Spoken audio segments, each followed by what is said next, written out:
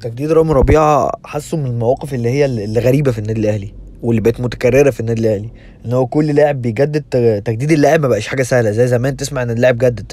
لا، ده في قصة واحنا قاعدين بنتكلم في موضوع واللاعب هيجدد ولا مش هيجدد. مثلا تيجي لواحد زي رامي ربيعة كابتن الفريق، لما كابتن الفريق مش راضي يجدد، تمام.